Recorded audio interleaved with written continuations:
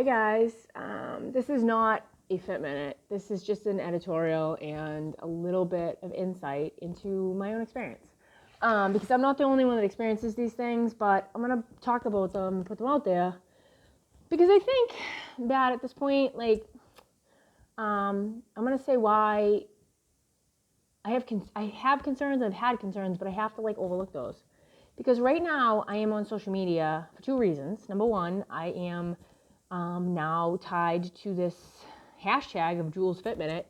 I'm trying to be an educator and help people with fitness from a place of healing and mindfulness. I want to impart tips and tricks to people so they can use movement to heal and also to have alternative ways to heal other than the clinical useless stuff that they push on people. There's just groups of us out there with things like trauma, and the clinical stuff doesn't work. You can't medicate fight or flight. You can't counsel fight or flight. No. You can't bill insurance for things that help you with fight or flight. That's all. So I want to go over the couple of reasons that I got off of social media, the reason I got back on, and where to go from here. So first of all, the main reason that I got off of social media was that a person I was intimate with took a photo of me when I was not aware in a sexual act and made that into a meme. But this happened over the course of a period of time. And a couple of the elements of this were this. This is a person I trusted. This is a person who worked on my computer. This is a person who helped me with things in my life. This was a person I liked as a person. I wasn't attracted to this person, but I was enjoying the person's company. I thought the person was a decent person. But the first time that they did that to me, when they took an image of me when I didn't know, was when I was, not able to see the person. And they showed it to me kind of like it was cool. And it put that feeling inside of me of oh God, I'm in this already. However, I am what's known as an exhibitionist. So I'm kind of okay, cool. That doesn't bother me. I don't show my most intimate parts of my body, but if you see my boobs, really, thank God there were no pictures of Woodstock 99. Really. I had a conversation with a person who's I don't like watching that because I don't want to see your boobs. And I was well, don't go through the storage unit where the pictures are because there's plenty of my boobs in there. Because I'm not ashamed of my body. I have no problem with my body. You want to see it? Sure.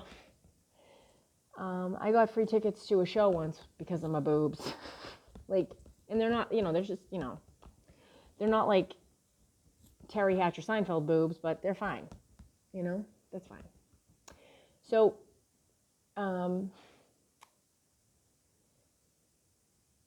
I ended up getting connected with a person. And I'm going to circle back to the first thing in a minute. So over the course of the last, 4 months or so, I had people that were connecting with me based on fitness and things I was putting out there, based on information I was putting out online. Just, because I'm open.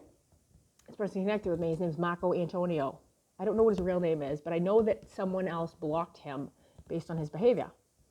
And he would put images of homophobia, racism, and he put an image of revenge porn on his social media. And I called it out. I was that's revenge porn. What are you doing? Because memes with revenge porn in them are revenge porn. And you can't litigate once something's out there. When something gets on the internet, you can't litigate it. And litigation is stupid anyway. It doesn't do anything. It doesn't stop the damage that's been done. So I had a conversation with Marco Antonio once. And Marco Antonio was tied to my second problem on the internet. So I had a conversation, and this Marco person said it was no big deal. And I was it is a big deal. Because I lost rights as a parent because of that. Because that was hanging over my head, not just with this person who did that to me, or with my ex-husband who had that with me, but a man I was with years ago when I was without my glasses on, wearing very little, pulled out a professional camera, and he was a photographer. Yeah. So there are a bunch of images out there. The problem with those images is that they're always in the back of my mind. And I'm like, oh God, when are they going to drop? Just like with many situations, when is it going to drop? So this Marco Antonio was connected to something that caused me to lose my account on Facebook for like a day. I ended up on Facebook probation because somebody reported my account because I said a swear. I was in the middle of something where someone was really being awful, and I called her a swear. And someone reported my account, and I got like put on probation. And I was like, you know what? If I'm on probation, let's probate it up. Let me put all these images out there, so I don't have to carry this anymore, because they're coming out anyway. So that first person that I knew took the image of me, like downloaded my computer. It was my friend. The reason why that was such a problem was because of an issue that we have all the time. We call it blocking, but it's really called stonewalling. So the person who took the image of me really kind of ratcheted things up over time. He was like charming, but would like coerce me into doing things. And I was like fine with it because I don't mind. But one night it was like inappropriate. He did something inappropriate. And I told him how I felt, and he blocked me from talking to him. I was like, wow. Okay. Blocked me. Like the one thing about social media is you can like hit a button and block someone. Like that's been going on forever. My godfather and my aunt did that to me years ago. And my family. They just stopped talking to us. It's a very hostile behavior. Anyone that does that, it's a hostile behavior. It indicates like there's a reason that you should be worried about that person for a reason. If you reach out to somebody, if you reach out an olive branch to someone and you say, you win, and they block you, that's hostile. They're telling you like something. Yeah, that's much more hostile than like other stuff. I recently had a conversation with someone I had known for a long time, and she hung up on me. And I was like, that's hostile. And she said, it's a boundary. I said, no, it's not. That's a hostile behavior. That's not a boundary. Healthy people don't do those things. And if you feel any sort of like red flag, gut instinct, that's not a healthy behavior. Anyone who wants to turn around and like justify their awfulness with some sort of like a healthy term, you get dissonance wicked bad. So the other reason that I like wanted to get off of social media was because I had 4 people, and they're not the gender you'd think. I had 4 people that did this pattern of behavior to me over the course of the last couple of years. This is what they did. They were very nice to me, very nice to me. Number 1. Number 2, they shared their shame story with me very early on. I had a person whose shame story was so similar to mine. I was like, I want to do a binary distribution to see like what are the chances. I had a person who told me 3 separate things that happened to this person that were the same as me. I was like, wow, what are the chances of that? Because I would do that. I did a paper one time about the statistical chances of my son losing all of his teeth in my house. I did that one time. We figured it out. I got the number somewhere. So I had 4 women that I could think of. They're women. 4 women that I can think of. They came at me really nice. Really nice, these people. Very nice. But then were weird. Then were really creepy. And then I set my boundaries with them. I said, do not contact me again. Do not talk to me again. Do not ... And they came back later. I had this with one person in my life in particular.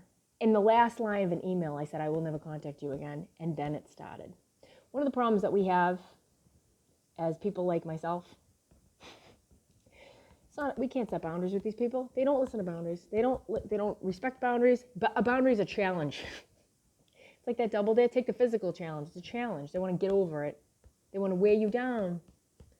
Many, many decisions in my life have been made with these people because of fatigue, exhaustion, and annoyance. It's very annoying. So, yeah, I don't know.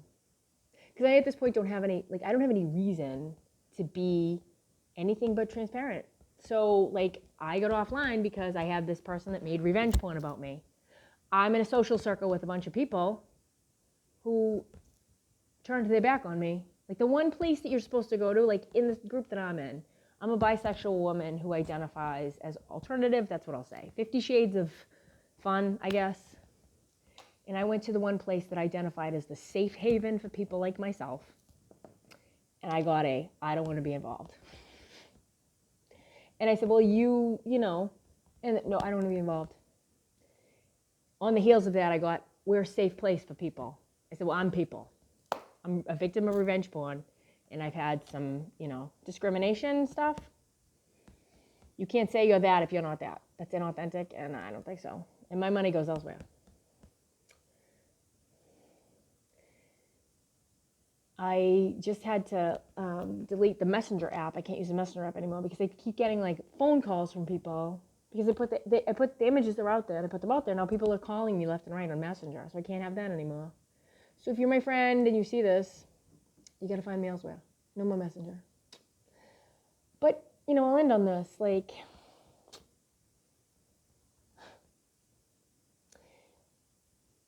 healthy people do healthy things. Healthy people face things. Healthy people use healthy language. Healthy people don't create chaos and conflict. So one of the things that I did, like whether I just, reach out on olive branch to someone to understand things. Because I reached out on olive branch to a person because I want some answers. This is like, I don't know.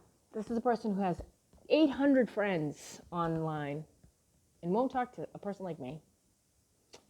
I have some questions. But I'll never get those questions answered. See, this is the problem. When you want to get to the bottom of things and when you want to get answers and you ask someone for answers, there's a couple of things that happen. Number one, they stonewall you. They sever all ability to get answers and have information. So you're like in the dark. Second thing they do, they like twist it. They make it seem like you're disordered because you are holding on to things. That's not the case. It's not the case. Because anyone that tells you to get over something, they're usually holding on to it and they'll throw stuff at you later. There's nothing worse than when someone comes at you and they're like talking to you about stuff that they can't get over and you're like, whoa, it's like you had an allergic reaction to something. Like, stop it. And you tell them to stop and they tell you to get over it. It's like, what are you doing? You can't communicate with those people. Like, that's the one thing. If somebody starts talking to you like that, you got to, shut it down. You got to shut it down. But then what happens is with those people, when you shut it down, they keep going. That's really bad. Like, I'm a person, I literally moved to another area. And, the last thing I'll end on is this. I meant to say this. The people that do this to you, they come in, they, give you all the attention. They let you know they really are into you. It's like a weird, nobody likes anybody that much. Really into you, but you're like, okay, fine. They use personal tragedy to get you to empathize with them. Like, what are you doing? Healthy people don't have friendships based on hardships. Like, when I find out later on that you had a hardship, I'm impressed by you. I don't find that I'm not going to be your friend because right away you're like, oh, I was a victim of a thing. I'm going to send you a Venmo request for $125 for telling me that because I don't want to know. I'm not your therapist. I don't have a license to do that. Do not tell me things that you should be telling a licensed professional. I don't want to know. Don't give me burdens I don't need. So they do that, and then you finally get your brain gross, get away. And then they want to use law enforcement. Nothing in my life is worse than knowing that there are abusive people that use the tools that are there for the abused. I don't know if you know this. There is a group of abusive people that use the courts and law enforcement to harass people trying to heal. That's a common occurrence. Some malignant narcissistic, covert narcissistic people, when you walk away from them, they will use law enforcement, the legal system, and the courts to keep things alive. Because people can drop those things right away. Nobody, especially in this time, nobody should be using law enforcement to solve a conflict. Because police are armed. If you are really having a hard time, you have to use law enforcement because they're there, but they have guns. There's a 100% chance that a gun could go off if it shows up somewhere. If If you call the police on someone for an for no reason, or like a reason that's not valid, or to win an argument, you're calling people that have guns in their holsters. Like, there is a chance that someone could get injured or hurt. And also, you're diverting resources elsewhere. And also, one thing you need to know about people is the more that they do that, they get known. It's like I'm in a custody case, and I got a file that's this thick. The more times I keep getting sued, the more times they see that. So one of the things you need to do when you got like people in your life that are difficult, you just got to ride it out. Just let them do what they want to do. Ride it out. So, but I'm back on here because I am working with World Unity to help with diversity. And I said all that stuff before because I, as myself, I exercise, take care of myself, do things to stay healthy, and I've still faced these difficulties. I think about people who have a different look than me, different abilities, like people that are in my community that have a harder time than me. I'm a bisexual woman, but you can't see that. A transgendered person is visible. Transgendered people in different, people that are not, that don't look like my Irish face. If I've had these hardships in my life as myself, people have it worse than I do. So I'm working with World Unity, the Sun poem. The sun does not discriminate. I want you all to have a peaceful night. I want everybody to practice compassion, mindfulness, loving kindness, and radical acceptance. Okay?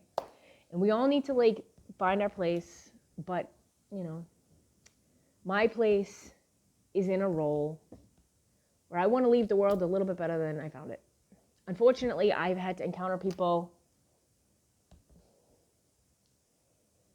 who've caused me a situation in my life where I wanted to do better, because overall, the one person in my life that I forgive more than anybody else, who really caused the most damage, caused me to work so hard and to do better. So I owe my body, I owe my education, and I owe my mothering to a person who just was awful to me.